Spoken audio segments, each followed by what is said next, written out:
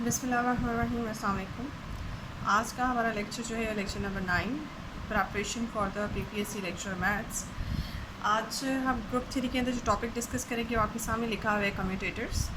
Commutators में इसकी definition देख लेते हैं।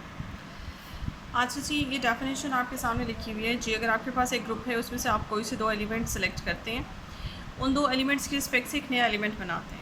पहले एलिमेंट को दूसरे एलिमेंट से मल्टीप्लाई किया और फिर पहले का इन्वर्स लिया, फिर बाद में दूसरे वाले एलिमेंट का इन्वर्स लिया, और ये जो नया एलिमेंट आपके पास बन के आता है इन चारों एलिमेंट्स के प्रोडक्ट के रिजल्ट में, this is called the commutator of a and b. इसको ए और बी का कम्यूटेटर कहते हैं, और कम्यूटेटर को ऑल्टरनेटिवली ऐसे भी लिखा जा सकता है। जब ये खुलेगा तो ये ऐसे खुलेगा, पहला element multiplied by second element, पहले का इन्वर्स और फिर सेकेंड का इन्वर्स, इस तरह से एलिमेंट खुलता है। ये हो गया जी कम्यूटेटर्स ग्रुप के अंदर डिफ़ाइन हो गए। इन कम्यूटेटर्स की कुछ प्रॉपर्टीज़ हैं, मैं आपके सामने लिख देती हूँ। ये कुछ प्रॉपर्टीज़ आपके सामने लिखी हुई हैं इन कम्यूटेटर्स एलिमेंट्स की। अगर आपके पास इस तरह से बी ए लिखा हो तो उसको आप डायरेक्शन चेंज कर सकते हैं, पहले ए ला सकते हैं अगर आप उसका इन्वर्स कर लें तो। उसके अलावा तीन प्रॉपर्टीज़ और आपके सामने हैं। इन प्रॉपर्टीज़ में अगर कम्यूटेटर की पावर में ए इस तरह से लिखा हो तो इस ए का मतलब वही है जो कि कॉन्जुगेट का मतलब होता है। अगर आपके पास किसी एलिमेंट की पावर में एक्स लिखा हो तो it stands for the conjugate of the element a with respect to the element x. इसका मतलब होगा एक्स ए एक्स इनवर्स, इस तरह से। तो यहाँ अगर कॉन्जुगेट पावर लिखा हुआ है तो इसका मतलब है इस एलिमेंट का conjugate with respect to the element ए।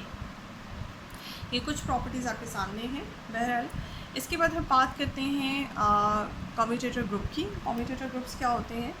इस तरह के सारे एलिमेंट्स अगर कम्यूटेटर्स हम बनाएं, ग्रुप के एलिमेंट्स के कम्यूटेटर्स बनाएं और उन कम्यूटेटर्स को उठा के एक सेट में डाल दें और वो सेट अगर ग्रुप बनाए तो फिर उस ग्रुप को हम कहते हैं कि that is called the commutator subgroup in the group G.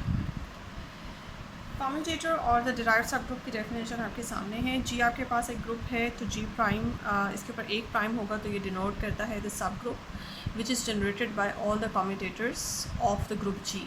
Group G के एलिमेंट्स के आप कम्यूटेटर बनाएं, उन कम्यूटेटर्स को उठा के अगर आप जी प्राइम में डाल देते हैं तो ये ग्रुप जो है वो कम्यूटेटर से जनरेट होगा। इसके अंदर जितने भी कम्यूटेटर्स हैं वही मौजूद होंगे, इसके elements in the form of commutators होंगे। तो उसको हम फर्स्ट कम्यूटेटर ग्रुप या फर्स्ट डिराइव्ड ग्रुप कहते हैं। इसको लिखने का ऑल्टरनेटिवली ये भी तरीका है, बिकॉज ये जो रिप्रेजेंटेशन है ये रिप्रेजेंटेशन कम्यूटेटर की रिप्रेजेंटेशन होती है। तो दिस शोज़ कि आप जी के एलिमेंट्स यहाँ पे डालेंगे और उनके कम्यूटेटर्स बनाएंगे और फाइनली आपके पास जी प्राइम बन जाएगा। तो जी प्राइम इनके फर्स्ट कम्यूटेटर ग्रुप या फर्स्ट डिराइव्ड ग्रुप की ये रिप्रेजेंटेशन है। इसी तरह से अगर आप फर्स्ट डिराइव्ड ग्रुप से एलिमेंट्स उठाएं और उनके कम्यूटेटर्स बनाएं तो आपके पास सेकंड डिराइव्ड ग्रुप बन जाएगा। इसी तरह से प्रोसेस चलता रहेगा। आप third derived group, fourth derived group and so on, ये सिलसिला चलता जाएगा। ये कुछ रिजल्ट्स हैं जो कि डिराइव्ड ग्रुप के बारे में होते हैं कि डिराइव्ड ग्रुप जो फर्स्ट डिराइव्ड ग्रुप होता है वो किसी ग्रुप के चूँकि वो सब ग्रुप होता है जी का, और वो उसमें ना सिर्फ सब ग्रुप होता है बल्कि उसमें नॉर्मल सब ग्रुप होता है। ये रिज़ल्ट है आपके सामने। इसके अलावा अगर आप उस ग्रुप का, चूँकि उस डिराइव्ड फर्स्ट डिराइव्ड जो है उसके अंदर नॉर्मल हो गया, तो आप उस नॉर्मल सब ग्रुप की रिस्पेक्ट से जब आप उसका फैक्टर ग्रुप बनाते हैं तो फैक्टर ग्रुप आपके पास अभी नहीं आता। अच्छा, फैक्टर ग्रुप को थोड़ा सा यहाँ पे डिस्कस भी कर लें कि फैक्टर ग्रुप क्या होते हैं। फैक्टर ग्रुप जो है ये बनते हैं जब आपके पास एक ग्रुप होता है और उसके अंदर एक नॉर्मल सब ग्रुप होता है। जैसे कि नॉर्मल सब ग्रुप हमने अपने पिछले लेक्चर में डिस्कस किया। जी एक ग्रुप है, एच उसके अंदर नॉर्मल सब ग्रुप है। तो नॉर्मल सब ग्रुप की हेल्प से आप एक फैक्टर ग्रुप या कोशेंट ग्रुप बनाते हैं। इसको फैक्टर या कोशेंट ग्रुप कहते हैं। ये बेसिकली एक सेट होता है। इस सेट के अंदर एलिमेंट्स किस तरह के होते हैं? इस सेट के अंदर जी के एलिमेंट्स, इसके अंदर एच के लेफ़्ट या राइट को सेट्स होते हैं। फॉर एग्जांपल जी आपके पास ग्रुप है अंडर मल्टीप्लिकेशन, तो एच उसका सब ग्रुप होगा, नॉर्मल सब ग्रुप है अंडर मल्टीप्लिकेशन। आप एच के लेफ़्ट को सेट्स बनाएं या आप राइट को सेट्स बनाएं, आपके पास ऑप्शन है। एच के लेफ़्ट या राइट को सेट्स बनाएं with respect to the element of the supergroup G. तो फॉर एग्जांपल अगर अंडर मल्टीप्लिकेशन बात हो रही है तो आपने एच के लेफ़्ट को सेट्स बनाए with respect to the elements of supergroup G. या अगर आप राइट को सेट्स बनाना चाहते हैं तो आप इसके अंदर राइट को सेट्स डाल लें और कहाँ से एलिमेंट सेलेक्ट करेंगे हम सुपर ग्रुप से। तो बेसिकली ये जो कोशेंट या फैक्टर ग्रुप होता है ये बेसिकली ये इस तरह के एलिमेंट्स को कंटेन करता है। ये एलिमेंट्स, इस सेट के एलिमेंट्स जो हैं वो बेसिकली डिनोमिनेटर में पड़े हुए नॉर्मल सब ग्रुप के लेफ़्ट या राइट को सेट्स होते हैं। दोनों में से कोई एक वक्त में एक कंसिडर कर लें आप। तो ये जो सेट होता है ये सेट आगे जाके हम इसे चेक करेंगे तो ये सेट, इसके ऊपर कंडीशंस चेक की जा सकती हैं। इसका प्रूफ भी आपको बहुत सी बुक में मिल जाएगा कि ये सेट ग्रुप बनाता है। जब भी क्वेश्चन सेट बनाया जाता है तो उस सेट को चेक किया जाए तो वो ग्रुप बनाएगा अंडर द सेम ऑपरेशन। यानी कि अगर आपकी जी अंडर मल्टीप्लिकेशन है और एच भी अंडर मल्टीप्लिकेशन है तो फिर ये अंडर मल्टीप्लिकेशन एक क्वेश्चन सेट जो है ग्रुप बनाएगा और इसे हम फिर क्वेश्चन ग्रुप कहेंगे। और अगर ये सब काम जो है अंडर एडिशन चल रहा है,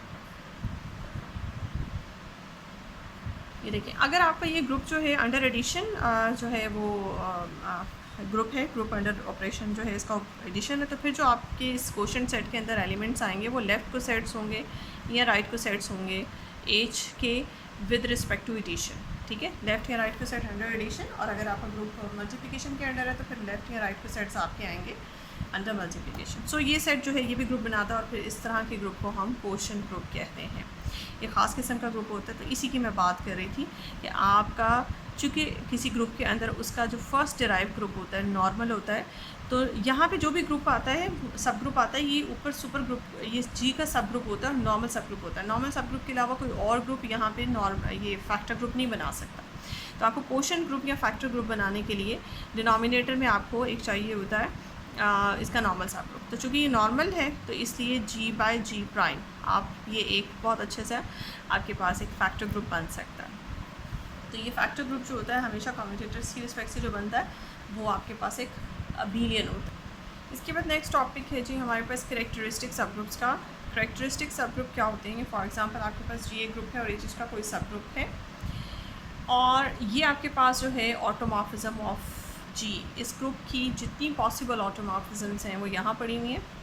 उनमें से अगर आप रैंडमली कोई भी ऑटोमॉर्फिज्म उठाते हैं और आप उस सब ग्रुप एच के ऊपर अप्लाई करते हैं और आंसर में आपके पास वही सब ग्रुप आ जाता है रेंज के तौर पे, तो फिर यानी कि इमेज ऑफ दैट सब ग्रुप इज़ द सेम सब ग्रुप। तो फिर ये काम मतलब अगर आप इस तरह का रिज़ल्ट हासिल करते हैं हर ऑटोमॉर्फिज्म और फॉर ऑल द ऑटोमॉर्फिज्म्स ऑफ जी के ऊपर, अगर आपको हर ऑटोमॉर्फिज्म यही रिज़ल्ट देती है तो फिर इसका मतलब है ये जो सब ग्रुप आपका है ये आपका कैरेक्टरिस्टिक सब ग्रुप। नेक्स्ट आपके पास डेफिनेशन आती है फुल इनवेरिएंट सब ग्रुप। फुल इनवेरिएंट सब ग्रुप किसे कहते हैं? किसी भी ग्रुप के अंदर सेम सिचुएशन है, ये ग्रुप है आपके पास, ये उसका सब ग्रुप है, लेकिन अब आपने पहले आपने ऑटोमॉर्फिज्म्स का सिलेक्शन किया था, अब आपने एंडोमॉर्फिज्म सेलेक्ट करनी है। ज़ाहिर है ये जो सेट है ये आपके पास जी की जितनी पॉसिबल एंडोमॉर्फिज्म्स हैं उनको रिप्रेजेंट कर रहा है। आप कोई भी एंडोमॉर्फिज्म उठाएं और उसको इस सब ग्रुप के ऊपर अप्लाई करें और आंसर में जो भी आंसर आता है आपके पास रेंज का वो एच में कंटेन्ड हो, may be equal to H और कंटेन भी हो सकता है। सो यहाँ दो पॉसिबिलिटीज़ हैं। तो इस तरह का जो सब ग्रुप है इस केस में फुली इनवेरिएंट सब ग्रुप कहलाएगा। ऊपर वाले केस में आपको ऑटोमॉर्फिज्म्स की ज़रूरत थी, आपने ऑटोमॉर्फिज्म्स के अंडर अपना इस सब ग्रुप का मैपिंग ली थी, इसको मैप कराया था तो आंसर एग्जैक्टली उसी सब ग्रुप के इक्वल आया था, लेकिन यहाँ पे आंसर जो है वो कंटेन्ड आता है एच में। तो इस तरह के जो आपके पास सब ग्रुप्स होते हैं वो फुल इनवेरिएंट्स होते हैं और उस तरह के सब ग्रुप्स जो है वो आपके पास कैरेक्टरिस्टिक सब ग्रुप्स होते हैं। एक और इसके साथ ऐड कर दूँगी कि कैरेक्टरिस्टिक सब ग्रुप्स में अभी जो हमने कम्यूटेटर्स पढ़े हैं, कम्यूटेटर सब ग्रुप्स जो होते हैं वो फुली इनवेरिएंट होते हैं। अगर आप उनके ऊपर जाके इसका प्रूफ आपको बहुत आराम से मिल जाएगा।